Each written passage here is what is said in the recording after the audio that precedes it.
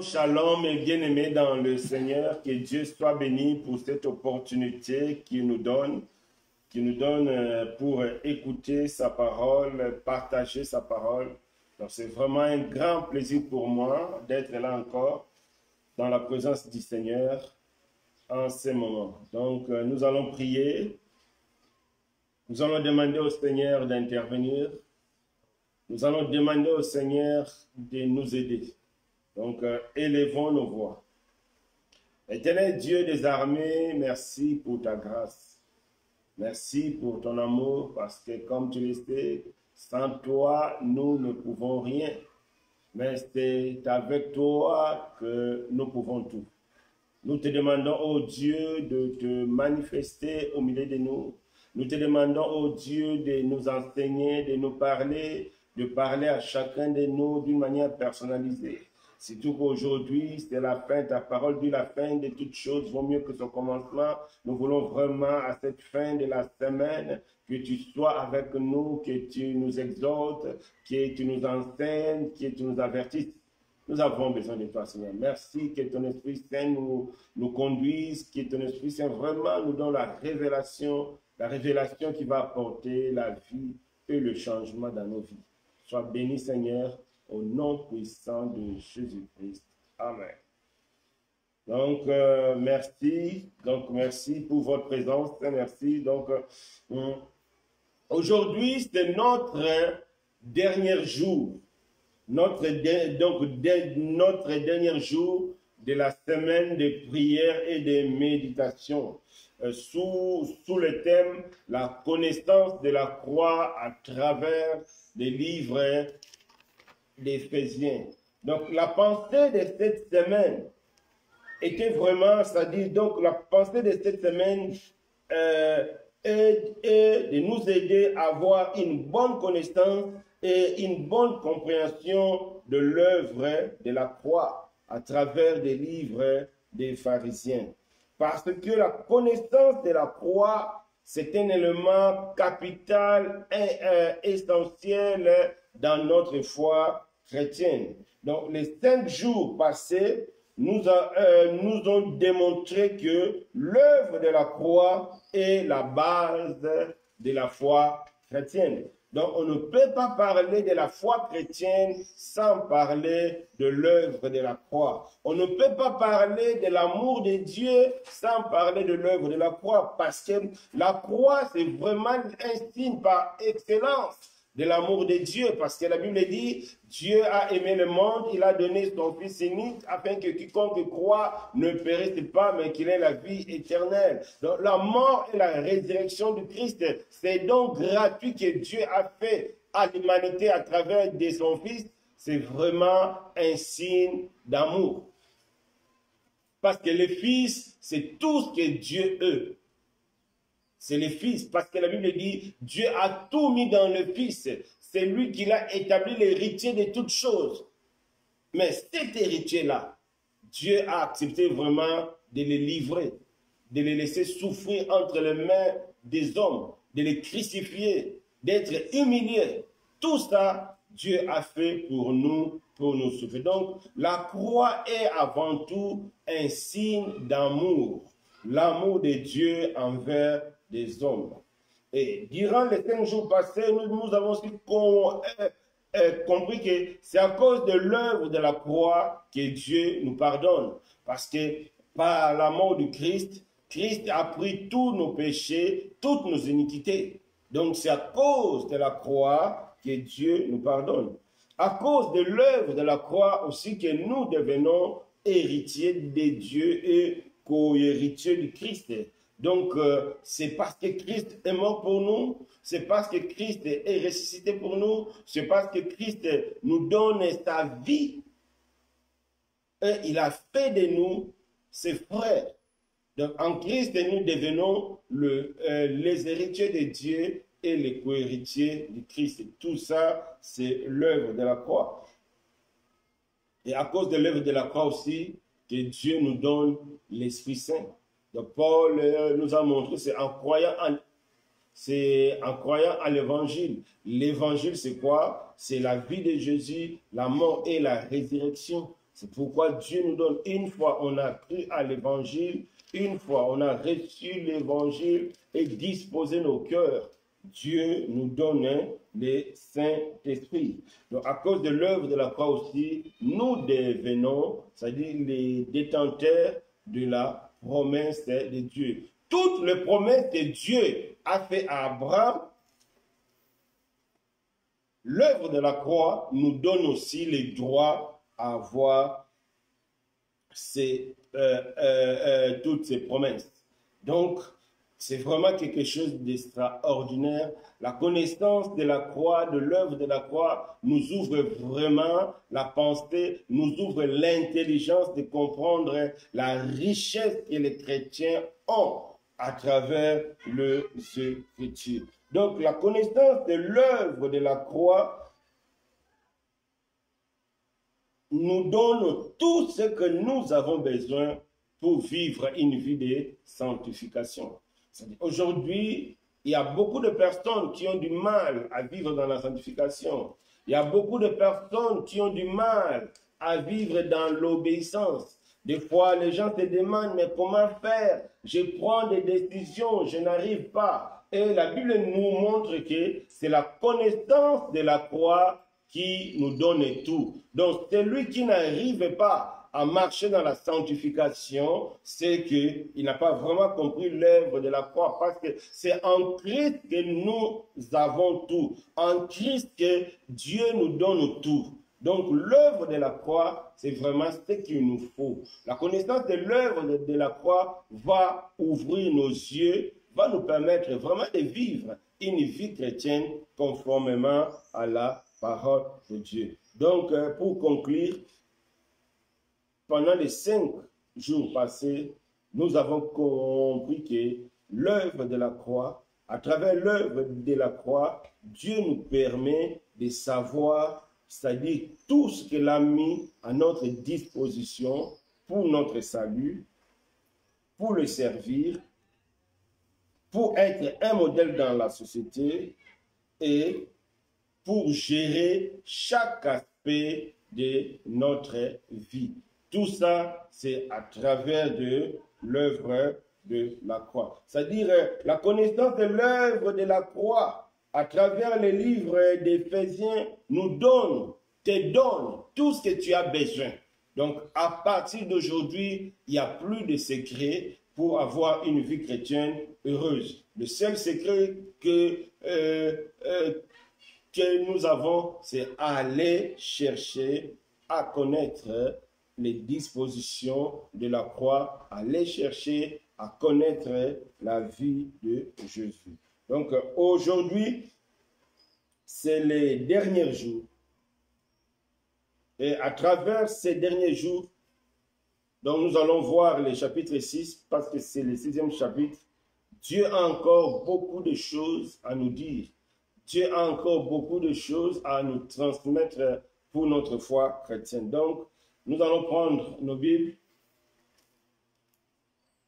Donc, nous allons prendre nos Bibles pour lire le chapitre 6 d'Éphésiens.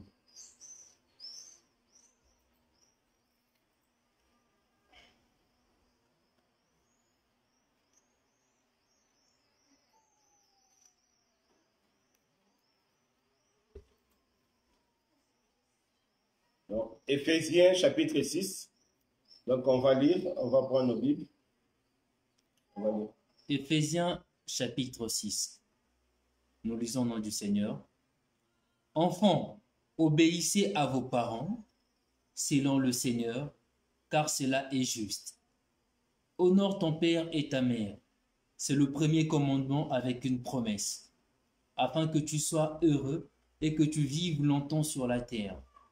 Et vous, pères, n'irritez pas vos enfants, mais élevez-les en le corrigeant et en les instruisant selon le Seigneur. Serviteurs, obéissez à vos maîtres selon la chair, avec crainte et tremblement dans la simplicité de votre cœur, comme à Christ, non pas seulement sous leurs yeux, mais comme pour plaire aux hommes, mais comme de serviteurs de Christ qui font de bon cœur la volonté de Dieu. Servez-les avec empressement, comme servant le Seigneur et non pas des hommes, sachant que chacun, soit esclave, soit libre, recevra du Seigneur selon ce qu'il aurait fait de bien. Et vous, maîtres, agissez de même à leur égard, et abstenez-vous de menaces, sachant que leur maître est le vôtre, et dans le ciel, et que devant lui, il n'y a point d'acceptation de personne. Au reste, fortifiez-vous dans le Seigneur et par sa force toute puissante. Revêtez-vous de toutes les armes de Dieu, afin de pouvoir tenir ferme contre le ruse du diable. Car nous n'avons pas à lutter contre la chair et le sang, mais contre les dominations, contre les autorités, contre le prince de ces mondes de ténèbres, contre les esprits méchants dans le lieu céleste. C'est pourquoi, prenez toutes les armes de Dieu, afin de pouvoir résister dans le mauvais jour et tenir ferme après avoir tout surmonté. Tenez donc au ferme, ayez à vos reins la vérité pour ceinture, revêtez la cuirasse de la justice, mettez pour chaussure à vos pieds le zèle que donne l'évangile de paix. Prenez par-dessus tout cela le bouclier de la foi, avec lequel vous pourriez éteindre tout le trait enflammé du malin. Prenez aussi le casque du salut et l'épée de l'esprit, qui est la parole de Dieu. Faites en tout temps par l'esprit toutes sortes de prières et de supplications. Veillez à cela avec une entière persévérance, et priez pour tout le saint. Priez pour moi, afin qu'il me soit donné, quand j'ouvre la bouche, de faire connaître ardemment et librement le mystère de l'Évangile, pour lequel je suis ambassadeur dans le ciel, et que j'en parle avec assurance comme je dois en parler. Afin que vous aussi, vous sachiez ce qui me concerne, ce que je fais. Tychique, le bien-aimé frère et fidèle ministre dans le Seigneur, vous informera de tout. Je l'envoie exprès vers vous pour que vous connaissiez notre situation et pour qu'il console vos cœurs. Que la paix et la charité avec la foi soient données aux frères de la part de Dieu le Père et du Seigneur Jésus-Christ.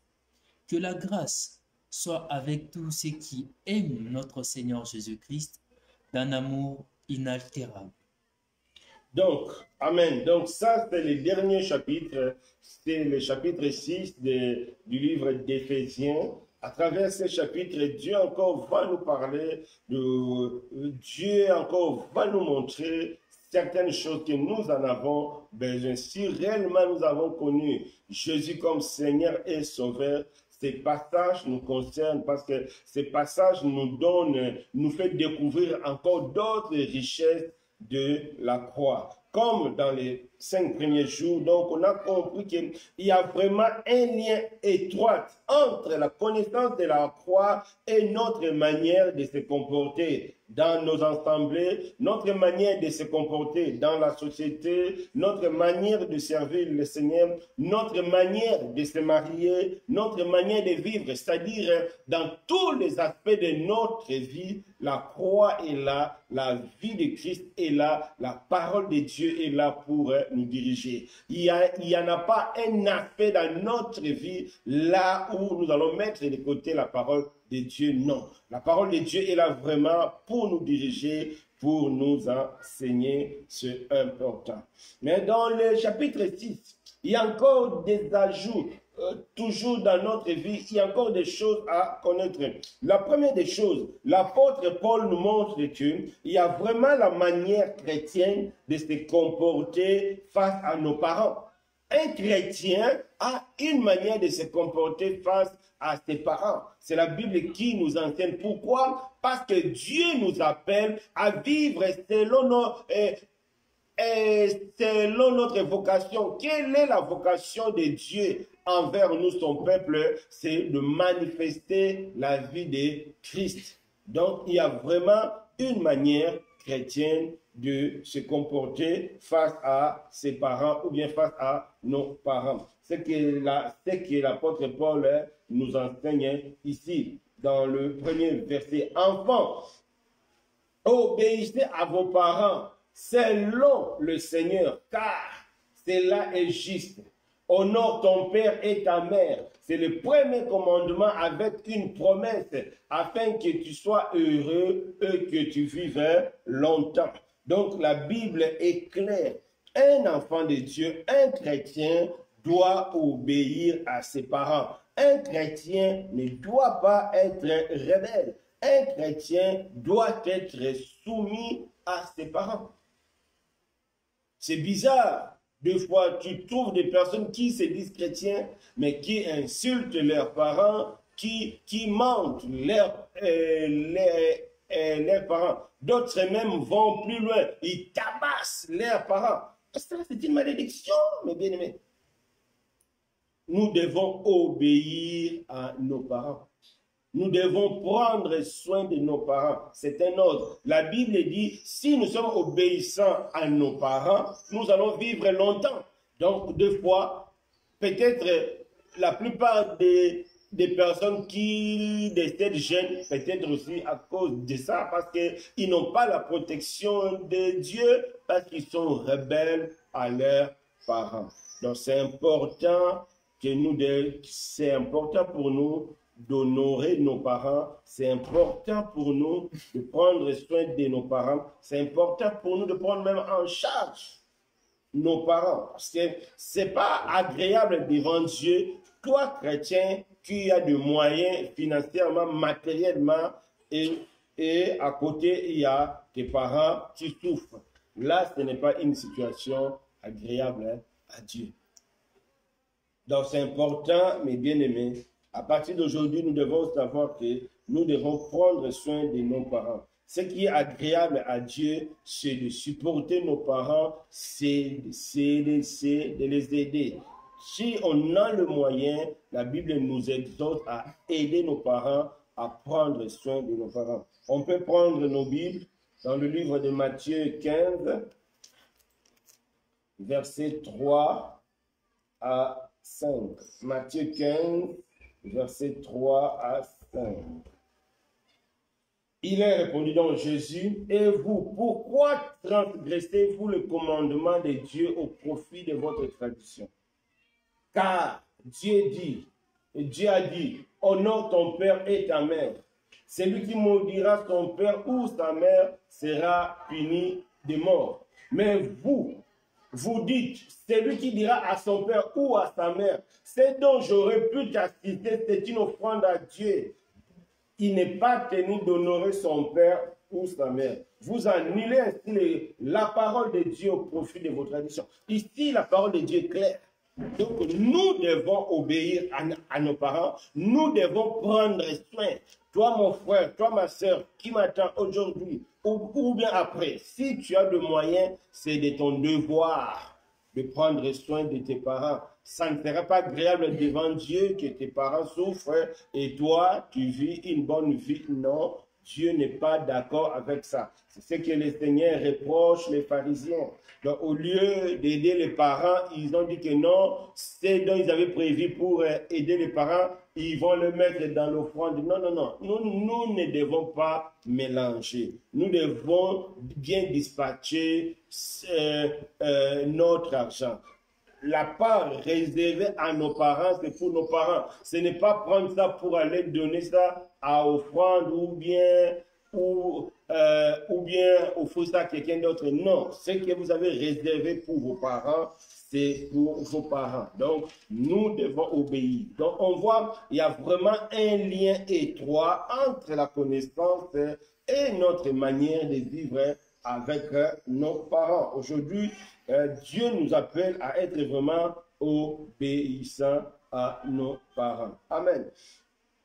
Deuxième chose, il y a vraiment aussi la manière chrétienne d'élever nos enfants. Oui, étant moi-même parent, je sais que des fois, c'est très compliqué avec les enfants, surtout ces temps modernes, avec des jeux de toutes sortes de jeux qui sortent des fois, c'est difficile, mais la Bible nous appelle à bien éduquer nos enfants selon sa parole. La Bible nous appelle à bien prendre soin de nos enfants. Donc l'apôtre Paul nous dit, et vous pères, n'héritez pas vos enfants, mais élevez-les en les encourageant, en les instruisant selon le Seigneur. C'est très important. Nous n'avons pas à irriter nos enfants. Malheureusement, il y a certains parents qui irritent leurs enfants. Non, là, Dieu n'est pas d'accord. Donc, nous devons savoir élever nos enfants. Nous devons savoir prendre soin de nos enfants et les instruire selon le Seigneur. Aujourd'hui, vraiment, c'est triste de voir souvent sur Internet, sur Facebook, de parents qui apprennent leurs enfants comment danser la musique du monde, comment chanter la musique du monde. Ça, c'est pas bon. La Bible dit, nous devons instruire nos enfants selon sa parole. Si tu as l'habitude de mettre la musique du monde et de laisser ton enfant ou bien tes enfants danser, à partir d'aujourd'hui, il faut laisser ça. Tu dois instruire tes enfants selon la parole de Dieu. C'est ce que Dieu nous demande. Nous devons apprendre à nos enfants comment prier. Nous devons apprendre à nos enfants comment lire la Bible. Nous devons apprendre à nos enfants, c'est-à-dire leur inculquer déjà des valeurs chrétiennes, l'importance de connaître Jésus, l'importance d'avoir foi en Christ. Donc c'est important. Ça, c'est notre devoir parce que la Bible nous interpelle, la Bible nous dit qu'il y a une manière chrétienne d'élever les enfants. C'est ce que Dieu est en train de nous enseigner. C'est pourquoi Paul nous a dit, marchez d'une manière digne de votre vocation. Notre vocation, c'est instruire nos enfants selon la parole du Seigneur. C'est vraiment important. Nous devons apprendre à nos enfants de faire vraiment une différence entre ce qui est mondain et ce qui est spirituel. Ce n'est pas agréable à Dieu voir sur Internet la maman et les enfants en train de danser la musique du monde. Ce n'est pas agréable. Il y a même certains parents qui apprennent à leurs enfants comment insulter, comment voler. Ça, ce n'est pas intéressant. Il y a encore des parents qui vont encore plus loin, incitent leurs enfants à la prostitution, faire beaucoup. Ça, c'est des choses que Dieu ne veut pas. Donc, nous devons instruire nos enfants, nous devons élever nos enfants à la lumière de la parole.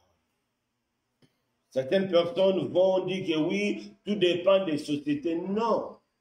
À travers les 5 jours, Dieu nous a montré que, étant chrétien, il n'y a pas question d'être français, il n'y a pas question d'être belge, américain. Non, nous sommes d'abord chrétiens et après américains, congolais. Non, c'est-à-dire, c'est la nationalité chrétienne qui est primordiale pour nous. C'est l'éducation chrétienne, ce n'est pas l'éducation française, belge, américaine ou canadienne. Non, c'est l'éducation chrétienne. Pourquoi? Parce que nous sommes en Christ et nous devons vivre selon notre vocation. Quelle est notre vocation? La Bible nous a enseigné, Éphésiens 2, verset 10. Nous sommes créés en Christ pour pratiquer les bonnes œuvres que Dieu a préparées d'avance. Qu'est-ce que Dieu a préparé d'avance? Dieu a préparé d'avance que nos enfants sont instruits selon lui. Allez lire dans l'Ancien Testament, on voit vraiment quel est le dégât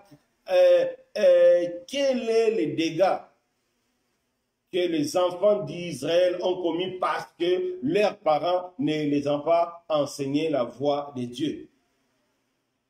Donc c'est important, mes bien-aimés. Nous devons instruire nos enfants pour des personnes qui sont mariées, pour des personnes qui ont des enfants. Nous devons les instruire selon la parole de Dieu. C'est important. Et Paul nous enseigne encore qu'il y a des manières chrétiennes d'être professionnel. Un chrétien, on est chrétien à tout point de vue, partout, à tout temps et à tout moment. Même dans notre travail, il y a des manières chrétiennes d'être professionnel. C'est que Paul nous enseigne, verset 5, « Serviteurs, Obéissez à vos maîtres selon la chair, avec crainte et tremblement, dans la simplicité de votre cœur, comme à Christ, non pas sous leurs yeux, comme pour plaire aux hommes, mais comme des serviteurs de Christ qui font de bon cœur la volonté de Dieu. Servez-les avec empressement comme servant le Seigneur et non des hommes, sachant que chacun, soit esclave, soit libre, recevra du Seigneur selon ce qu'il aura fait de bien. Donc ici, le passage montre que si réellement nous sommes chrétiens, même dans notre façon de travailler, c'est lui qui connaît réellement l'œuvre de la croix. C'est lui qui connaît réellement ce que Christ a fait pour lui. Même dans le travail, il sait comment se comporter, il sait comment être. Un chrétien, dans le travail, tu es chrétien. Il n'y en a pas un endroit où tu vas cesser d'être chrétien. Non, non, non. Il n'y en a pas une place où tu vas cesser d'être chrétien. Non. Si tu es chrétien, 7 sur 7, 24 heures sur 24. Dans le travail, la Bible nous dit, nous devons obéir nos responsables. Nous devons respecter nos responsables. Même si le responsable n'est pas là, si tu as confié une tâche, tu dois le faire. Comme la Bible nous dit, nous ne devons pas les obéir à leur présence. Non, ça c'est plaire aux hommes. Même si le responsable n'est pas là, j'obéis à mon responsable. Et la Bible nous dit pourquoi on doit obéir à nos responsables. Parce que nous sommes aussi obéissants à Christ. C'est lui qui est obéissant à Jésus, obéit aussi à ses responsables. C'est bizarre. Toi, tu te dis chrétien, toi qui pries, toi qui as toujours la Bible, mais au travail, donc tu te comportes d'une manière bizarre comme le païen. Au travail, tu voles, tu mens. Et non, c'est pas ça. Tu es chrétien partout. Donc, il y a vraiment des manières professionnelles d'être chrétien. À tout moment. Le travail commence à 8 heures. Étant chrétien, je dois être là à 8 heures. Ce que le patron a demandé, étant chrétien, je vais obéir. En obéissant au patron, en réalité, j'obéis à Jésus. C'est ce que la Bible nous enseigne. Donc, il y a vraiment des manières d'être professionnel. Pourquoi? Parce que c'est Dieu qui nous protège.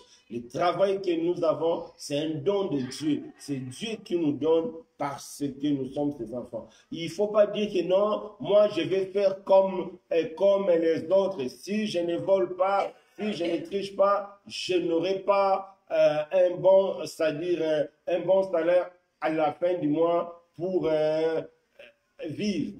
Non, on doit se contenter de notre solde.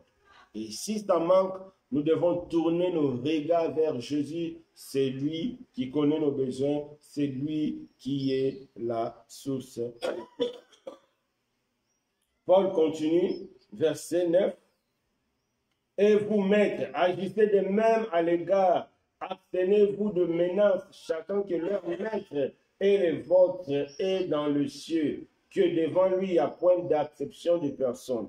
Donc, il y a d'abord les ouvriers chrétiens doivent être obéissants. Mais il y a aussi des patrons chrétiens doivent aussi être, c'est-à-dire obéissants en bien, c'est-à-dire en bien, il faut qu'ils traitent bien le travailleur.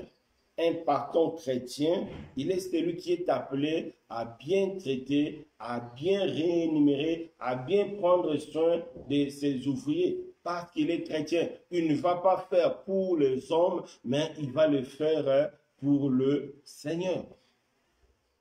Donc, c'est important, le bien-aimé. Donc, on comprend vraiment qu'il y a un lien étroit entre la connaissance de la croix et tout ce que nous faisons. Que ce soit dans nos relations avec notre famille, dans nos relations au travail, nos relations professionnelles, tout doit être dirigé. Un patron chrétien, tu es d'abord chrétien avant d'être patron. Tu dois agir avec justice parce que tu es d'abord chrétien. Parce que c'est Dieu qui prendra soin de toi. Donc, il faut qu'il n'y ait plus l'injustice. Si tu es responsable chrétien, si tu es patron chrétien, sache à partir d'aujourd'hui qu'il y a des manières chrétiennes d'être patron. Il y a des manières chrétiennes de diriger. Vraiment, que Dieu nous fasse grâce de réaliser ces choses. C'est ça vraiment l'importance de connaître l'œuvre de la croix. C'est lui qui connaît l'œuvre de la croix. Le Saint-Esprit nous enseignera toutes ces choses. Le Saint-Esprit t'enseignera toutes ces choses. C'est important. Amen. Donc, c'est ça. C'est que Dieu nous dit. Mais à partir du verset 10, Paul nous ramène encore dans un autre aspect de notre vie. Donc, le premier aspect de notre vie, c'est quoi? C'est notre relation avec les autres hommes. C'est-à-dire, dans nos assemblées, au travail, dans nos familles, partout, c'est ce que Dieu nous a montré. Mais aujourd'hui, maintenant, Dieu nous montre un deuxième aspect de notre relation, mais pas avec les hommes, mais envers les forces du mal. Ce que nous appelons le combat spirituel. C'est important.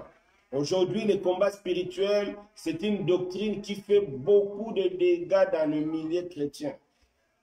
On voit, on écoute de gauche à droite comment des familles sont divisées à cause de ces combats spirituels parce que beaucoup ne savent pas vraiment qu'est-ce que la Bible dit par rapport au combat spirituel. Beaucoup pensent que le combat spirituel, c'est un concept d'une assemblée. Non! Le combat spirituel, ce n'est pas un concept d'une assemblée, non. Le combat spirituel, c'est vraiment biblique. C'est un aspect de la vie chrétienne. On a vu que Paul nous enseigne que dans notre vie, il y a des aspects. Premier aspect concerne notre relation avec les hommes, nos parents, nos responsables, nos travailleurs, c'est-à-dire nos frères et sœurs de l'Assemblée et l'État. Et deuxième aspect, ça concerne notre relation face aux forces du mal. Parce que les forces du mal sont là. Les forces du mal sont là. Alors, la notion du combat spirituel, si elle est mal comprise, ça crée des dégâts. On voit aujourd'hui des familles divisées. On voit aujourd'hui qu'on appelle des gens sorciers, n'importe comment. Ah, je rêvais que tu es nu, c'est que tu es sorcier. C'est-à-dire, les gens créent des divisions. Il y a des familles divisées. Ça a même causé des divorces. Parce que les gens ont mal compris le combat spirituel.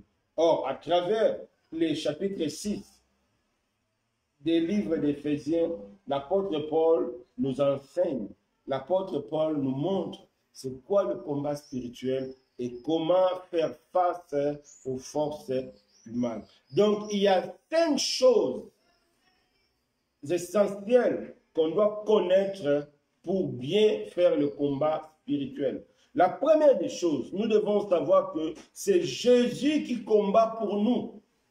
Ce n'est pas nous. Ce n'est pas notre propre force. Ce n'est pas nos jeûnes et prières. Non, c'est Jésus qui combat pour nous.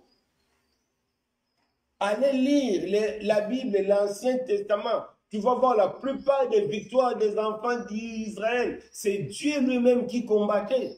C'est important. Donc c'est Jésus qui combat pour nous.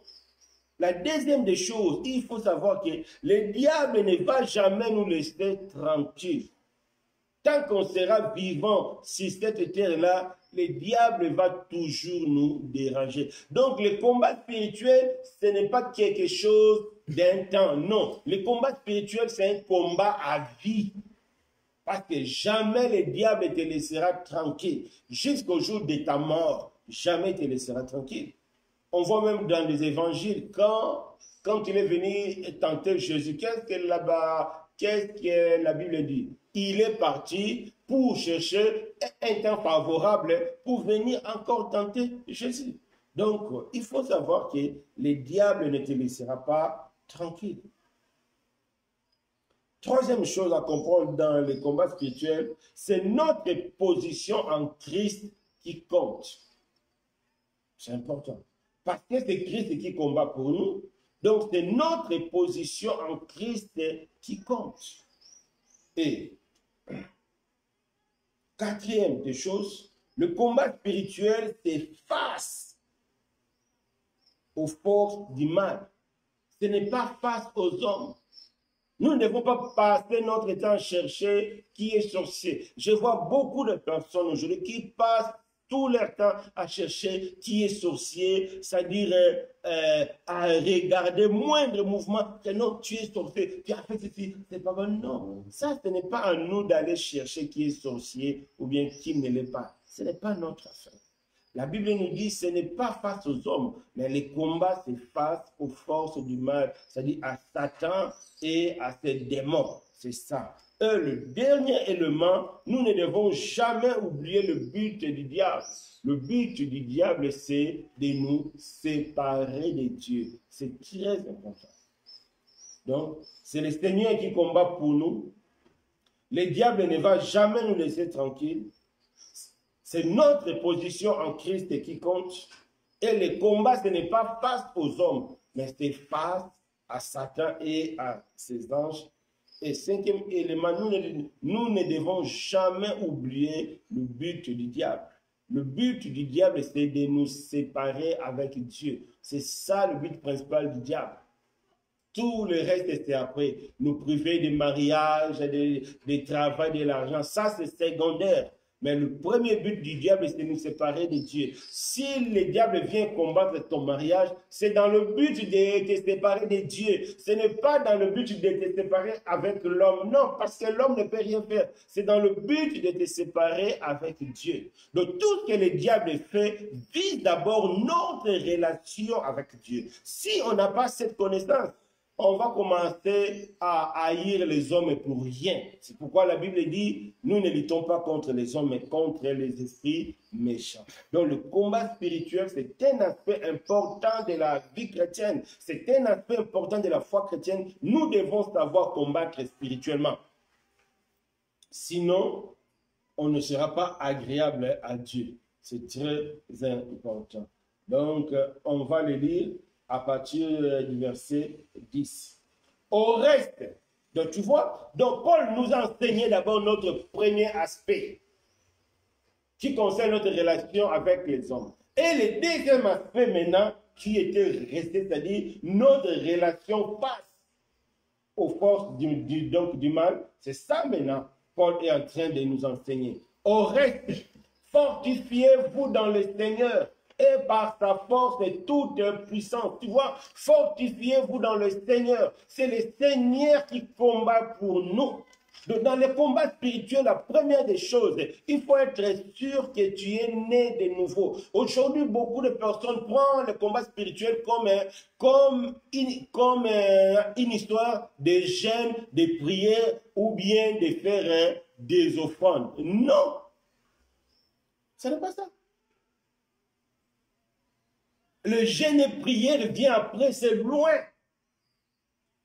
Ce n'est pas le jeûne et prière qui va empêcher Satan de te toucher ou bien de te faire du mal. Non, c'est le Seigneur qui a la capacité de bloquer Satan. C'est le Seigneur qui a dépouillé Satan. Il a tout dépouillé. On a vu dans le livre d'Éphésiens, il est descendu dans les zones inférieures. C'est lui qui a dépouillé Satan. C'est lui qui a prêché aux esprits qui étaient en prison, les démons l'ont emprisonné. Il leur a montré qu'il a vaincu, il a tout reçu. C'est important, mes bien-aimés. Donc, le combat spirituel, nous devons nous fortifier d'abord dans le Seigneur. C'est notre position dans le Seigneur. Nous devons d'abord être sûrs que nous sommes nés de nouveau. Celui qui n'est pas né de nouveau, tu es déjà vaincu par le diable. Le diable ne va pas même se battre contre toi parce que tu es à lui. Donc, la première des choses, c'est que Dieu nous demande, fortifiez-vous dans le Seigneur par sa forte puissance. C'est-à-dire, nous devons d'abord être nés de nouveau et compter sur la puissance du Seigneur. Compter sur Dieu. C'était le premier élément pour le combat spirituel. Il faut être sûr que tu es né de nouveau. Sinon, le diable va te bouffer. Sinon, le diable va te faire du mal.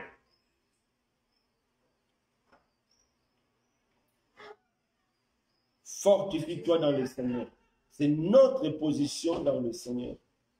Est-ce que tu es né de nouveau? C'est important. Et après, qu'est-ce que la Bible nous dit? Revêtez-vous de toutes les armes de Dieu afin de pouvoir tenir ferme contre le ruse du diable. Car nous n'avons pas à lutter contre la chair et le sang, mais contre les dominations, contre les autorités, contre le prince des mondes des ténèbres, contre les esprits méchants dans les lieux célestes. Donc la Bible dit, maintenant, une fois, la première des choses, c'est notre position dans le Seigneur. Donc il faut d'abord être né de nouveau. Il faut que Jésus-Christ soit ton Seigneur et sauveur. Sinon, tu ne pourras pas faire le combat spirituel. Il ne faut pas écouter ce que les gens nous enseignent, le combat spirituel, jeûne et prière, jeûne d'Esther, 21 jours de jeûne. Non, le nombre de jeûnes ne feront rien du tout. C'est notre position dans le Seigneur. Donc nous devons d'abord être nés de nouveau. Nous devons d'abord recevoir le Saint-Esprit avant de se lancer dans le combat spirituel. Maintenant, une fois que tu es né de nouveau, et la deuxième étape, c'est quoi? Nous devons utiliser les armes que Dieu a mis à notre disposition. Le combat spirituel, c'est comme le combat physique que nous avons. Donc, un pays qui se bat contre un autre pays, il va avoir des armes sophistiquées que les autres, que l'autre pays n'a pas. Donc, nous devons aussi chercher les armes sophistiquées et nous devons prendre les armes de Dieu. Parce que Dieu a une série des armes qui nous permettra de faire le combat spirituel. Donc, cette série est importante dans le combat spirituel. C'est très important. Pourquoi? Parce que le diable fera tout pour nous déranger. Donc, la Bible nous dit pour tenir ferme contre le ruse du diable. Le diable, c'est un rusé, c'est un malin. Il change de forme. Alors, nous devons avoir la capacité de détecter toutes les formes du diable. Sinon, on va s'apprendre aux hommes inutilement. Il faut être capable de, c'est-à-dire, de détecter les diables, de localiser les diables derrière la personne qui est devant toi. Derrière une fille en mini-jupe, il faut savoir détecter les diables. Sinon, ça ne marchera pas. Donc, nous devons utiliser les armes. Parce que la Bible dit, nous n'avons pas à lutter contre la chair et le sang. Non, on ne lutte pas contre les hommes. Aujourd'hui, on voit comment les familles sont divisées. Ah, tu es sorcier, tu es ceci, tu es ceci. Les gens qui coupent des relations. Non, il y a même des personnes, si tu demandes donc quelque chose, ils refusent de te donner tout simplement. Il a peur qu'en te donnant, toi, tu vas l'envoûter spirituellement. Non, c'est-à-dire, les gens développent l'égoïsme spirituel faute de connaissances, donc parce qu'ils n'ont pas lu ou bien ils ne savent pas comment faire le combat spirituel d'une manière biblique. Nous ne devons pas être égoïstes, non. Nous ne devons pas nous séparer de notre famille, non. On ne voit ça nulle part dans la Bible. Non, parce que c'est le Seigneur qui combat pour nous. Donc, mes bien-aimés, c'est très important. Donc, nous devons chercher à avoir les armes. J'ai bien dit. Première chose, il faut être né de nouveau. Deuxième des choses, il faut connaître et utiliser les armes de Dieu pour pouvoir tenir ferme. Pourquoi? Parce que nous ne luttons pas contre les hommes, mais nous luttons contre les dominations, contre les autorités, contre les princes de ce monde des ténèbres, contre les esprits méchants dans les lieux célestes. C'est très important, mes bien-aimés.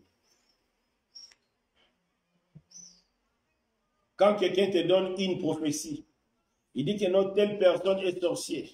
Il faut te séparer de lui. Il faut faire très attention avec de telles prophéties. Si moi je te prêche que tes parents sont mauvais, sont des sorciers, il faut te séparer d'eux. D'autres personnes vont trouver ça normal. En réalité, c'est le diable. Pourquoi? Parce que Quand on t'enseigne que tes familles sont mauvaises, en réalité, c'est pour créer la haine dans ton cœur contre ta famille. Il y a beaucoup de prédications. Comment lutter contre les hôtels de la famille? Comment bloquer les sorciers de la famille? C'est-à-dire, en écoutant de telles prédications, mais tu auras la haine envers ta famille. Or, en ayant la haine envers ta famille, tu tombes dans le piège du diable. Tu deviens esclave du diable sans le savoir. Toi, tu penses que tu es en train de combattre le diable. En réalité, tu es dans son piège. Pourquoi? Parce que les enseignements de combat spirituel développent la haine en toi. C'est pourquoi la Bible nous dit, nous ne luttons pas contre les hommes, contre les dominations, contre les diables et les sorciers. C'est très, très important. C'est-à-dire, méfions-nous des prophéties qui nous montrent que telle personne est sorcière. Oui, Dieu peut nous montrer, mais Dieu sait que s'il commence à nous montrer toutes les personnes qui nous veulent du mal, étant des hommes, nous allons développer la haine. C'est pourquoi le Seigneur a dit, nous devons nous fortifier en lui, c'est lui qui combattra pour nous. Et la Bible nous dit, nous devons aimer nos ennemis. Nous devons aimer. Pourquoi? Parce que c'est Dieu qui combat pour toi. Tes intérêts, c'est Dieu qui protège tes intérêts. Le diable ne peut rien faire dans ta vie si toi-même tu ne donnes pas l'accès. Le diable ne peut rien faire. Il ne peut rien faire. Le diable ne peut rien prendre de toi si toi-même tu n'ouvres pas la porte. Regardez dans les jardins d'Éden. C'est Adam et Ève eux-mêmes qui ont ouvert la porte à Satan. Ils avaient tout pour mettre Satan dehors. Ils avaient tout pour mettre Satan hors état de nuire. Mais c'est eux-mêmes, donc ils étaient séduits. C'est important de comprendre que les sorciers, les diables et les démons ne peuvent rien si nous n'ouvrons pas la porte. C'est pourquoi le combat spirituel concerne d'abord, donc ça concerne notre relation, notre position dans le Seigneur. Donc nous devons fermer les portes. Notre combat spirituel, c'est fermer les portes. Ce n'est pas aller taper. Des fois, je vois donc des vidéos de gens qui prient, qui lancent des coups, d'autres ils tapent de gauche à droite. Non! Ça c'est charnel, ça vient du diable. Pour distraire des gens. Le combat spirituel, d'une manière biblique, c'est tout simplement fermer les portes pour que Satan n'entre pas, parce que c'est Jésus qui est notre sentinelle. C'est à nous de fermer les portes. Et comment on va fermer les portes? C'est par l'utilisation des armes de Dieu. Amen. C'est important. Donc, on va continuer. Verset 13. C'est pourquoi prenez toutes les armes de Dieu afin de pouvoir résister aux mauvais jours. C'est-à-dire, nous devons prendre les armes de Dieu pour pouvoir résister. Nous n'avons pas à haïr. Nous n'avons pas à devenir des égoïstes. Nous n'avons pas à chasser nos familles. Non. Mais nous n'avons qu'à prendre les armes de Dieu pour pouvoir tenir ferme. Après avoir tout surmonté, tenez donc ferme. Ayez à vos reins la vérité comme ceinture. La première arme, ce n'est pas jeûne et prière, non. Ce n'est pas jeûne d'Esther, non, non, non, non. Ce n'est pas refuser de donner l'argent à quelqu'un, non, non, non, non, non. La première arme, c'est la vérité. Nous devons éviter des mensonges. Ici, la vérité, c'est-à-dire l'opposé de mensonge. Nous devons dire la vérité. Pourquoi? En disant la vérité nous permet de s'identifier en Christ. Celui qui marche dans la vérité, c'est celui qui s'identifie en Christ. Quand tu mens, toi-même tu te livres à Satan. Oui, quand tu mens, tu te livres à Satan. Nous devons éviter les mensonges. Donc c'est pourquoi dans le chapitre 4 et 5, l'apôtre Paul nous enseigne. Donc nous ne devons pas mentir les uns les autres. Non, la vérité comme ceinture. La vérité nous permet de s'identifier à Christ. À partir d'aujourd'hui, apprenons à dire la vérité. Satan ne va pas nous voler. Apprenons de dire la vérité, les démons ne pourront pas nous, c'est-à-dire nous détruire. Apprenons à dire la vérité, rien que la vérité. Si quelqu'un te dit que toute vérité n'est pas bonne à dire, ça c'est l'évangile du diable. Ça vient du diable. Nous devons dire la vérité et demeurer dans la vérité. Dieu nous protégera parce que nous sommes dans la vérité. En réalité, c'est le Seigneur qui combat pour nous. Il te demande seulement de demeurer dans la vérité. Parce que la Bible dit, c'est le diable qui est le père du mensonge. C'est-à-dire, quiconque comment il s'est fait fils du diable. Quiconque est dans la vérité s'est fait aussi fils de Dieu. Mensonge, fils du diable. Vérité, fils de Dieu, c'est vraiment très important. Et deuxième arme, tu vois comme je dis, c'est-à-dire les armes dans le combat spirituel, c'est les portes que nous devons fermer. Donc quand tu es dans la vérité, tu fermes toutes les portes. Le diable ne pourra pas venir détruire ta vie, non, parce que tu es dans la vérité, c'est Christ.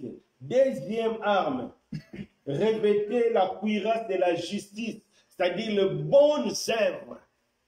Parce que Dieu nous a appelés à faire les bonnes œuvres. Donc nous ne devons plus être égoïstes et la jalousie. C'est ça, l'orgueil. C'est ça qui attire le diable dans notre vie. Tu peux gêner chaque jour, prier chaque jour. Mais si tu as l'orgueil dans ta vie, si tu es jaloux, si tu as la haine, c'est-à-dire le diable aura toujours accès à ta vie. Parce que ce sont ces choses-là qui attirent le diable. Donc nous devons apprendre à être justes, à faire ce qui est droit. Ce n'est pas la justice selon les hommes, mais la justice selon Dieu. Sur un point. C'est ça, la deuxième arme. Tu es dans la vérité, et maintenant tu es dans le bon œuvre. Tu n'es pas dans l'égoïste. Tu es dans tout ce qui est droit. La Bible dit, si quelqu'un te demande quelque chose, si tu en as, donne. Ne rends pas le mal par le mal. Il ne faut pas insulter. Il ne faut pas haïr. Il ne faut pas que la colère arrive jusqu'au lendemain. Ce sont les bonnes œuvres que Dieu a préparées pour nous. Pourquoi? Parce que c'est Dieu qui nous protège. Contre les démons, contre tous ces dieux qui nous protègent. Il ne faut pas suivre ces enseignements qu'on écoute de gauche à droite, non. Il faut faire ceci pour que le diable ne vole pas tes enfants, le diable ne vole pas ton mariage. Non. Ce qu'il faut faire, soit dans la vérité, soit dans la justice, soit dans le Seigneur, le diable ne pourra rien prendre. Mais si tu penses que de toi-même, tu pourras protéger tes biens, c'est une erreur grave. Parce que le diable est plus puissant que toi. C'est pourquoi il te dit que c'est lui qui combattra pour nous. C'est le Seigneur qui combattra pour nous. Donc, la vérité, la justice. Et la troisième arme, c'est quoi? Mettez pour chaussures à vos pieds les ailes qui donnent l'évangile de paix. Les ailes qui donnent l'évangile de paix. Nous devons être animés à partager l'évangile avec les autres. Nous devons être animés à ces soucis-là, c'est-à-dire de parler des autres de Jésus. Parce qu'en parlant du Seigneur aux autres, on se fortifie aussi nous-mêmes. Ça va nous empêcher de tomber. Parce que nous-mêmes, nous sommes enseignants. Parce que nous-mêmes, nous devons être modèles. Et quand on fait bien l'œuvre du Seigneur, quand on a bien les soucis des autres, c'est le Seigneur qui aura pitié de nous. C'est le Seigneur qui nous protégera. Et quatrième arme, prenez par-dessus tout cela le bouclier de la foi. Donc nous devons avoir la foi. La foi, c'est la confiance. Ici, ce n'est pas la foi qui sauve, non. Ici, c'est la foi, c'est-à-dire une confiance aveugle à Dieu. Nous devons faire confiance à Dieu. Nous ne devons pas laisser les mauvaises pensées nous tourmenter. Non, il faut haïr ceci, il ne faut plus recevoir. Il y a des personnes qui ne reçoivent plus les gens chez eux à cause d'une prophétie X ou bien d'une prophétie Y. Non, nous devons faire confiance à Dieu que c'est Dieu qui nous protège. Ce n'est pas le méchant qui est dans ma maison, qui va me détruire, non, mais c'est Dieu qui va me protéger. J'ai confiance à Dieu. Des fois, nous mélangeons des choses. Dormir avec un sorcier sur le même lit n'a pas d'impact spirituel que dormir avec un homme ou bien une femme que tu n'es pas marié. Là, c'est très grave. Ça peut te détruire, même t'empêcher d'être enlevé. Mais dormir avec un sorcier, si tu es dans la foi, c'est un non-événement. C'est un non-événement. Donc, on voit, c'est ça le combat spirituel. C'est notre position dans le Seigneur. C'est le fruit de la justice dans le Seigneur qui nous protège. C'est comme dans Jean 4, avec la femme samaritaine. Qu'est-ce que le Seigneur a dit à la femme samaritaine? La femme samaritaine avait besoin de la vie éternelle, de l'eau de la vie. Mais le Seigneur a dit, va d'abord chercher ton mari. C'était une manière de dire à la femme, non, tu vis en concubinage, tu as un homme qui n'est pas ton mari. C'est un obstacle grave et tu ne pourras pas avoir la vie éternelle. Ce n'est pas le fait de cohabiter avec un sorcier dans une même maison qui est un problème grave. Non, non, non, non. Cela ne veut pas dire qu'on va, c'est-à-dire, donc nous ne devons pas discerner. Non, non, non, c'est pas ça ce que je dis. Ça dit notre protection, c'est en Christ. Or, le péché détruit la protection. Le péché ouvre les portes à Satan. Mais si tu es ferme, même si tu cohabites avec un sorcier, il ne peut rien faire. L'Esprit de Dieu va les chasser. Si tu es ferme, même si tu donnes quelque chose à un sorcier, il ne va rien faire parce que Dieu te protège. C'est important. Donc nous devons faire confiance à Dieu. Une confiance aveugle que Dieu nous protège. C'est important. Et cinquième arme, nous devons avoir le casque du salut. C'est-à-dire être sûr de l'heure, c'est ça. Donc, c'est-à-dire être convaincu que Christ a payé pour toi. Être convaincu que ta vie est entre les mains du Seigneur.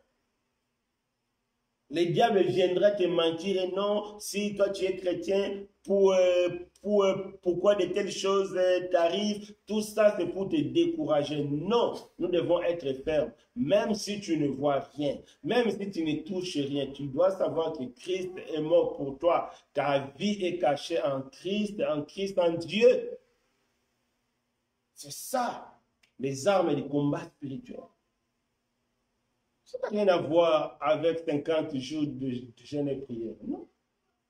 Ce n'est pas que faire 50 jours de jeûne et prière, c'est mauvais. Non, c'est pas mauvais. Mais si le Seigneur n'est pas au centre de ta vie, les 50 jours-là, ça risque de ne rien faire. Donc, c'est important et bien aimé de réaliser que c'est l'espérance du salut, le casque du salut, c'est-à-dire croire à l'œuvre de la croix. C'est Jésus qui est mort pour toi. Ta vie est entre les mains de Christ. Ta vie est entre les mains de Dieu. Quel que soit ce que Satan veut faire, c'est Dieu qui combattra. Personne n'empêchera Dieu de faire ce qu'il a prévu pour toi. La seule personne qui peut empêcher Dieu de réaliser ce que Dieu a prévu pour toi, c'est toi-même. C'est l'homme lui-même qui est obstacle à la réalisation divine dans sa vie. Parce que si tu ouvres la porte à Satan, ça y est. Mais si tu es ferme, quel que soit ce que l'ennemi veut faire, cela n'arrivera pas. Et comme dernière arme, c'est prenez aussi le casque du salut et l'espérance de l'épée de l'esprit qui est la parole de Dieu. La méditation de la parole, la connaissance, c'est très important. Faute de connaissance, les gens se séparent de leur famille. On voit même des personnes qui tuent leurs enfants parce qu'on a donné une prophétie. C'est bizarre. La fois passée, on a vu, il y a une vidéo, je ne sais si c'est en Ouganda ou dans quel pays. Il paraît qu'ils ont dit à ce monsieur-là, sa grand-mère est sorcière, il est venu à la maison, il a pris chicotte, il commence à chicoter sa grand-mère. Et ça, donc tu penses qu'à chicoter la personne? Non, la sorcellerie c'est la nuit, ce n'est pas le jour. Toi là, tu tapes ta chair. Tu ne tapes pas ta sorcellerie. La meilleure manière de lutter contre les sorciers, c'est vivre dans la vérité, vivre dans la justice,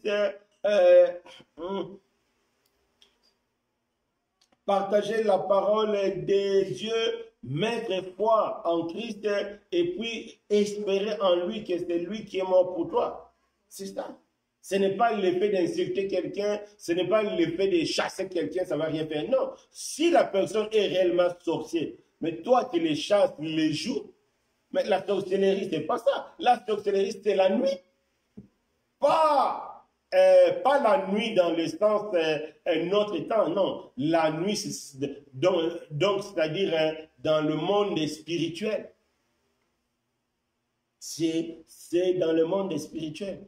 Ce n'est pas une histoire de corps à corps ou bien de physique, non. Donc, c'est important. Donc, aimons la parole de Dieu, lire la parole de Dieu et vivons la parole de Dieu. Une fois tu as la vérité, une fois tu as la justice, une fois tu as les ailes de l'évangile, une fois tu as la foi en Dieu, une fois tu as l'espérance du salut, une fois tu as donc tu médites la parole jour et nuit, ce n'est qu'après, c'est là où maintenant la Bible nous dit, faites à tout temps par l'esprit toutes sortes de prières et de supplications. Vous voyez là où vient la prière, c'est à la fin. C'est vraiment à la fin. Non, une fois tu as les 6 armes, ce n'est qu'à la fin que tu as la prière. Malheureusement, aujourd'hui, beaucoup mettent la prière avant. Ils gênent, ils prient. Mais c'est un menteur, une voleuse. Ou bien, il a des maîtresses à côté. Ou bien, elle est maîtresse de quelqu'un. Ça, tu ouvres la porte à Satan. Tes gênes et prières seront limitées dans le temps et dans l'espace. Parce que c'est le Seigneur qui combat pour nous. Donc, c'est ça, le combat spirituel. C'est notre position en Christ avec les armes spirituelles. Une fois on a ces armes spirituelles-là, c'est là où on peut prier et gêner. Et Dieu nous protégera. Donc, c'est très, très important. Et Paul nous enseigne encore quelque chose de très important, que nous devons participer à l'œuvre de Dieu.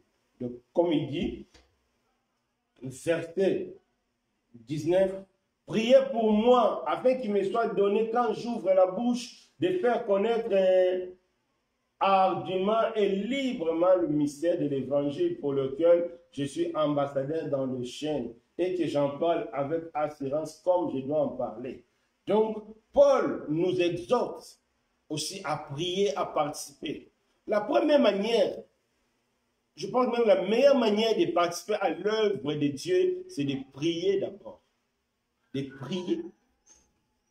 Prier pour ton pasteur. Prier pour ton assemblée. Prier pour l'évangélisation dans le monde. Prier pour les chrétiens persécutés. C'est important, la prière.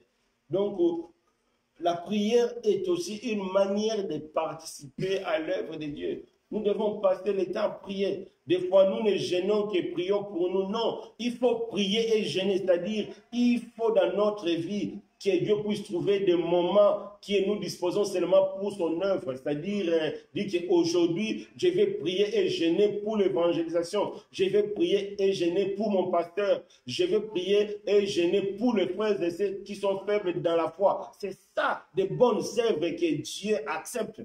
Mais des fois, nous prions seulement pour nous, pour le voyage, pour ceci. Non, ce n'est pas mal. Mais nous devons être complets dans le Seigneur. Prier aussi pour l'œuvre de Dieu. Donc, c'est aussi une manière de participer dans l'œuvre de Dieu. Et verset 21, afin que vous aussi, vous sachiez ce qui me concerne, ce que je fais, Tychik, le bien-aimé frère, fidèle ministre dans le Seigneur, vous informera de tout. Je l'envoie express vers vous pour que vous connaissiez notre situation et pour qu'il console vos cœurs. Que la paix, la charité, avec la foi, soit donnée aux frères de la part de Dieu le Père et du Seigneur Jésus-Christ. Que la grâce soit avec tous ceux qui aiment notre Seigneur Jésus-Christ d'un amour inaltérable. Donc, nous devons aussi penser aux autres, penser aussi à prendre des nouvelles des autres. On voit là, Paul se soucie que les frères aussi puissent connaître ces nouvelles. C'est ça la vie chrétienne, c'est ça la foi chrétienne.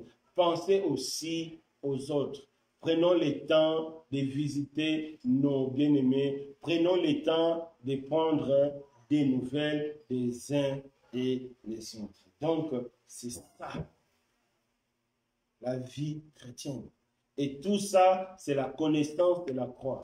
Une fois que tu as la connaissance de la croix, tu sais vraiment où Dieu t'a ramassé, tu sais vraiment comment Dieu t'a sauvé, tu auras la facilité de vivre toutes ces choses. En tout cas, que Dieu nous aide, que cette semaine de prière et méditation, que cela vraiment nous serve de quelque chose. Cela ne veut pas dire qu'à partir de demain, on ne va plus méditer. Non, non, non. Nous devons avoir un programme de méditation et prière.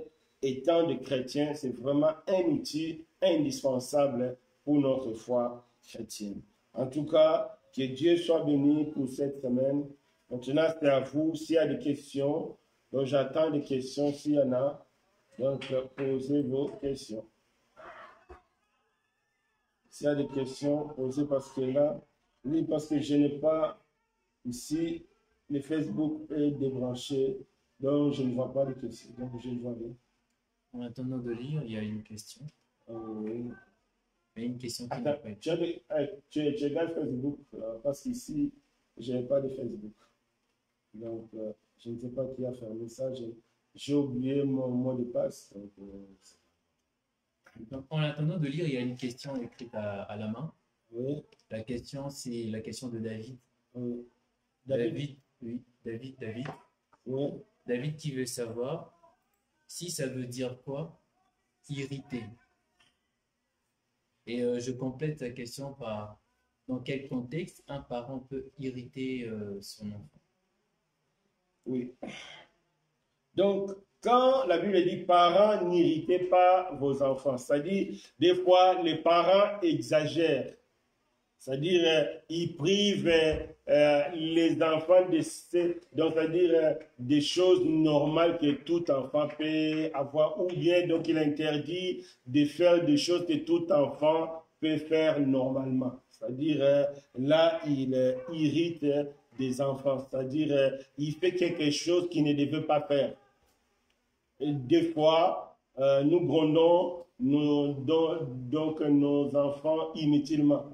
Donc, nous devons vraiment poser des bonnes actions envers nos enfants. Pas l'interdire seulement pour l'interdire, les empêcher seulement pour les empêcher. Mais cela doit avoir un fondement réel. C'est ça? D'accord. Il y a des questions? Frère, question. Comment savoir on est né de nouveau? Oui. Non, c'est pas fini. Ah, tu vas me dire. Donc, ici, la question, c'est-à-dire les frères, bon, je ne sais pas qui a posé, comment savoir que tu es né de nouveau? Je pense que c'est simple, parce que la Bible dit, c'est lui qui est conduit par l'Esprit de Dieu et enfant de Dieu. C'est lui qui est né de nouveau. C'est celui qui a d'abord l'intérêt de Jésus dans sa vie. Jésus est prioritaire. Prenons le cas de Zachée. Zachée aimait l'argent.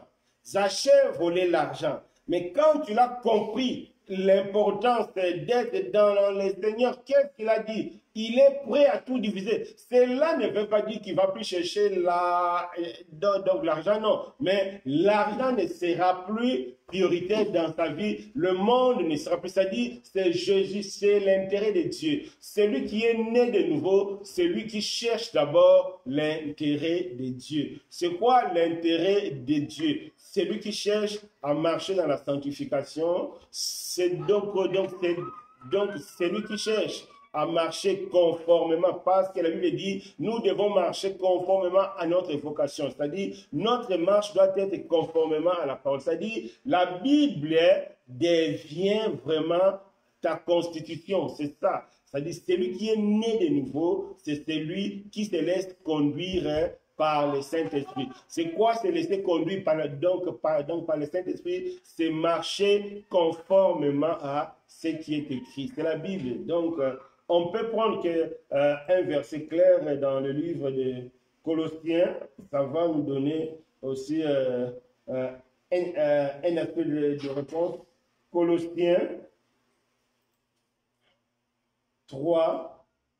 Qu'est-ce que la Bible dit? Si donc, Colossiens 3, verset 1, si donc vous êtes ressuscité avec Christ, c'est-à-dire si tu es né de nouveau, donc parce que la résurrection, c'est la nouvelle vie, c'est la deuxième vie. Si donc vous êtes ressuscité en Christ, recherchez les choses d'en haut où Christ est assis à la droite de Dieu, c'est-à-dire les choses d'en haut, la prière, la méditation, la sanctification, l'œuvre de Dieu, l'amour des uns et les autres, ces choses-là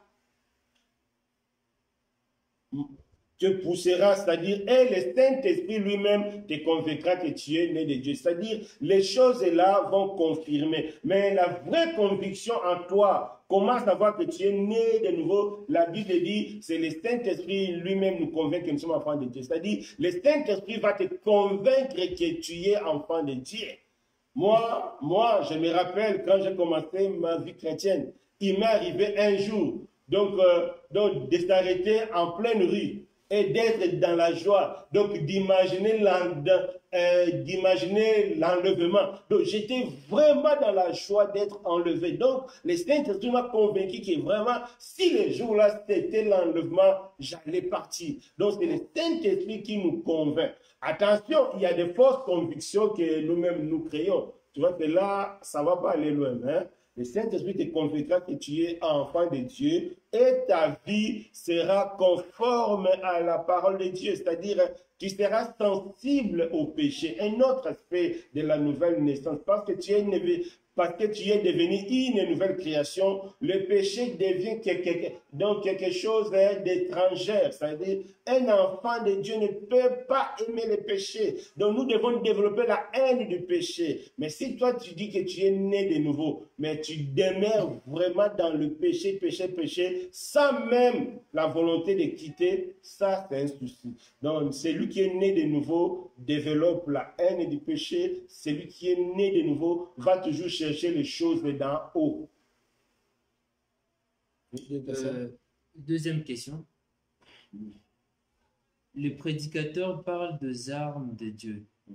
J'aimerais savoir quelles sont ces armes de Dieu.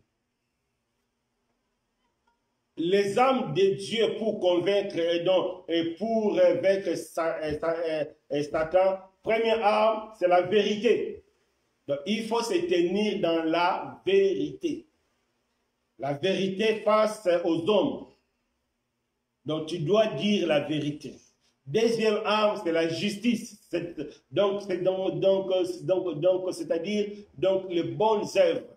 des œuvres qui plaisent à Dieu. Amour, service, c'est-à-dire bonté, bienveillance. C'est-à-dire il faut manifester la justice dans le travail. Tu fais ce qu'on te demande, donc tu ne triches pas. Donc il faut vraiment manifester la justice. Deuxième arme, c'est les ailes de l'évangile, c'est-à-dire cette volonté de partager l'évangile aux autres, de parler de Christ aux autres, ça va nous fortifier. Et quatrième arme, c'est la foi, c'est-à-dire la confiance en Dieu. Tu dois mettre confiance en Dieu, que c'est Dieu qui te protège, c'est très important. C'est-à-dire, même si quelqu'un te dit qu'il va te faire du mal, même si tu es entouré de sorciers, mais toi, tu vas faire confiance à Dieu, que c'est Dieu qui te protège. Et cinquième arme, c'est le casque du salut, c'est-à-dire, tu sais que Christ est mort pour toi, c'est lui qui a payé pour toi. C'est-à-dire, ta vie est entre ses mains. Donc, ta vie est cachée en Christ. Comme dans Colossiens 3, dans verset 3. Car vous êtes morts, votre vie est cachée avec Christ en Dieu. C'est-à-dire, tu crois vraiment que ta vie est en Christ en Dieu. Les démons ne pourront rien faire. Et dernière arme, c'est la méditation de la parole. Lecture et méditation de la parole. C'est ça les 6 armes. Vérité, justice, le zèle, foi, casque du salut, et la méditation de la parole. C'est ça les 6 ans. Non, permettez. Donc, si tu as ces armes-là, les diables et ces démons ne pourront rien faire. C'est ça, c'est que tu en as besoin. Une dernière question. Mais attention, ces armes-là ne peuvent être valables que si tu es né de nouveau. C'est pourquoi Paul a dit, fortifiez-vous d'abord dans le Seigneur. Si tu n'es pas né de nouveau, c'est impossible d'avoir les 6 armes. Il faut d'abord être né de nouveau et puis tu vas utiliser les 6 armes. D'accord. L'autre question. Quelle attitude doit avoir un chrétien face à une pression venant d'un de parents, l'obligeant à faire quelque chose ou à poser des actes qui sont opposés à la volonté du Seigneur? C'est une question de volet. L'autre volet, c'est et si l'acte en question n'est pas opposé à la volonté du Seigneur, mais par rapport à la conduite du chrétien, si je peux dire. Non. Tu répètes la question? Quelle attitude doit avoir un chrétien face à une pression venant d'un de parents, l'obligeant à faire quelque chose ou à poser des actes qui sont opposés à la volonté du Seigneur? Donc, face à cela, tu vas dire à ton père, à ta mère, aux parents qui, en tout cas, je vous aime bien, mais à cause de mon Seigneur, je ne ferai pas ça. C'est-à-dire, c'est la position de la fermeté. On doit être ferme, sans insulter parents, sans désobéir aux parents, mais on doit être ferme. C'est-à-dire, face à cela, non. C'est-à-dire, toute parole qui est contre la parole de Dieu, on ne doit pas l'accepter. On dit non papa, non maman, ça je ne ferai pas. C'est-à-dire, c'est l'attitude de la fermeté. Si on dit de faire des choses, non. Par exemple, il y a des familles où on dit que non, la nuit, il ne faut pas balayer la maison, ou bien les femmes ne mangent pas tel poisson, ou bien telle viande. Tu vas dire aux parents, non, moi, le Seigneur me dit de tout manger, balayer, je vais balayer ma maison à tout moment. C'est-à-dire là, il y a une attitude de fermeté. Pourquoi? Parce que tu fais confiance à Dieu. On a le deuxième volet. Deuxième volet, et si l'acte en question n'est pas à l'opposé de la volonté du Seigneur? Si l'acte en question n'est pas opposé, si ta maman dit, va étudier, va acheter quelque chose, c'est normal, il faut obéir parce que ce n'est pas opposé. Non, ce n'est pas dans ce cas-là. Bon, dans quel sens? Dans le sens où je vais prendre un exemple où tu veux, par exemple, faire l'architecture parce que tu trouves que tu te sens mieux là-bas, mais ton père, c'est un médecin et t'oblige de faire la médecine. Oui, il t'oblige de faire la médecine. Bon, là, tu dois prier Dieu, que Dieu te donne la conviction, est-ce que faire ce que papa dit, ou bien peut-être aussi Dieu t'a appelé à être quelqu'un d'autre. Mais là, il faut vraiment chercher la conviction de Dieu. Mais tout, ça doit se faire dans l'amour du Seigneur. C'est fini? Est-ce qu'il y a d'autres questions?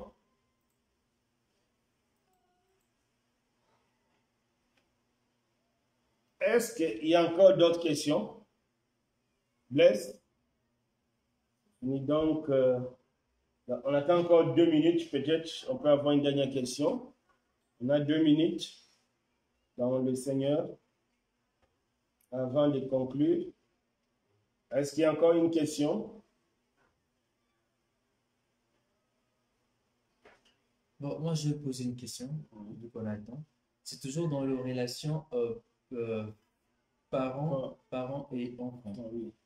Je connais une tierce personne qui se sent comme, je peux dire, qui a l'impression d'acheter l'amour de son père. Parce que, en gros, son père l'exige à tout moment de l'argent, sans pourtant tenir compte de ses charges ou de ce qu'elle fait. Quelle attitude cette tierce personne doit avoir? Oui, l'attitude que tu dois avoir si tes parents te demandent trop, plus que toi tu en as, tu ne peux pas faire l'impossible. Donc tu leur donnes selon ce que tu as. Tu dis en tout cas, papa, maman, regarde ce que moi j'ai, c'est ça. En tout cas, débrouillez-vous à ça. C'est tout. Tu donnes ce que tu as et puis tu t'arrêtes là. Qui disent, qui pleurent, mais tu dis, toi tu fais ce que tu as. Dieu sait que oui, c'est ce que tu as. Donc, Parce que ce qui compte, c'est l'attitude que tu as face à Dieu. Dieu sait que c'est ce que tu as, oui, mais tu donnes ce que tu as. Dieu a dit à Gédéon, va avec la force que tu as. Donc tu ne peux pas faire des choses au-delà de la force, non.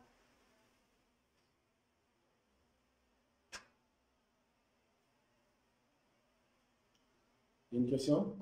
Non. Donc, merci beaucoup, que Dieu nous bénisse. Donc, pour conclure, le livre d'Éphésiens nous a vraiment donné tout ce que nous avons besoin pour être agréable à Dieu. Je vous conseille encore de relire, de méditer et de vivre et de mettre en pratique ce que Dieu nous demande. Et nous avons compris qu'aujourd'hui, les gens qui vont se retrouver en enfer, ce n'est pas la faute d'Adam et Ève. Mais si aujourd'hui les gens vont se retrouver en enfer, c'est tout simplement, c'est parce qu'ils ont refusé ou bien c'est parce qu'ils ignorent le message de la croix. Recherchons vraiment à comprendre le message de la croix. C'est ça qui est notre salut. Que Dieu nous bénisse. On se verra demain à 12h pour notre culte, pour continuer notre série sur l'église, sur les 7 églises d'Apocalypse. Donc, pourquoi on a eu cette série d'études bibliques? Tout simplement, c'était pour comprendre pourquoi dans l'église de Sardis, il y avait une partie qui marchait selon Dieu et une partie qui ne marchait pas selon Dieu. Donc, on a compris que la partie qui ne marchait pas selon Dieu, c'est tout simplement, c'est la partie qui ignorait le message de la croix ou qui refusait le message de la croix. Donc, celui qui veut être enlevé doit vraiment chercher à connaître le message de la croix et à vivre le message de la croix. Que Dieu nous bénisse. Prions. Éternel Dieu des armées, merci pour ta grâce, merci pour ton amour. À travers cette étude, tu nous as révélé beaucoup de choses. Nous te demandons de nous aider à le mettre en pratique.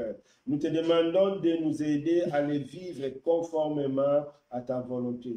Merci pour cette assemblée. Merci pour chacun de nous. Merci pour tous les participants du premier jour jusqu'à ce jour. Nous le remettons entre tes mains. Merci vraiment de nous donner tout ce qu'il faut pour vivre cet évangile, de marcher conformément à ta volonté. Sois béni, Seigneur, au nom de Jésus-Christ. Amen.